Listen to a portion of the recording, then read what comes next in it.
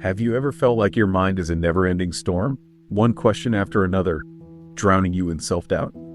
This is Samantha's story, and maybe yours too. Samantha, an ordinary working woman who was weighed down by her own thoughts, a struggle that many of us can relate to. Samantha's life revolved around deadlines and to-do lists, but more than anything, it was the constant noise in her mind that overwhelmed her.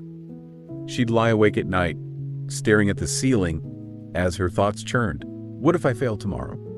What if I said the wrong thing today? What will they think of me? Her closest friend, Anna, would often call to check in.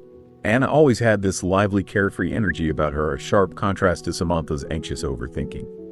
One day, on a particularly bad evening, Anna said, "Sam, you've got to stop overthinking. Take a break before you wear yourself out." But for Samantha, stopping felt impossible. Her mind wouldn't let her. At work, things weren't any easier. During a team meeting, Samantha gave a presentation, but her nervous energy was palpable. Her boss, Mr. Harper, gently said, "Samantha, your ideas are good, but you need to trust yourself more."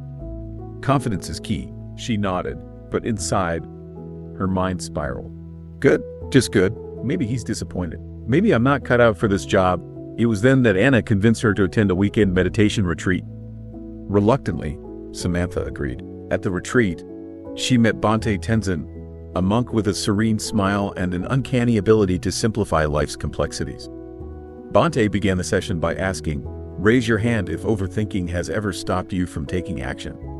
Samantha's hand shot up along with many others. Bhante continued, "Overthinking is like carrying a backpack filled with rocks.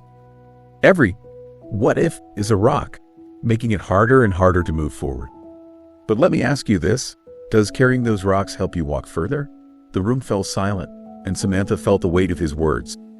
He went on to explain that thoughts are like clouds in the sky.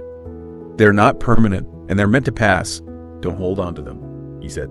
Action is the antidote to overthinking. He shared a story of Lao Tzu, who said, "A journey of 1,000 miles begins with a single step, but overthinking that first step will keep you stuck forever." That moment changed everything for Samantha. She started small, as Bhante suggested. Each night, she wrote down her worries in a journal and turned them into simple, actionable steps. Instead of thinking about an entire project, she focused on one task at a time. Instead of overanalyzing her performance, she reminded herself that action was better than perfection. Over time, Samantha noticed a shift. Her once clouded mind grew clearer. At work, she started presenting with confidence.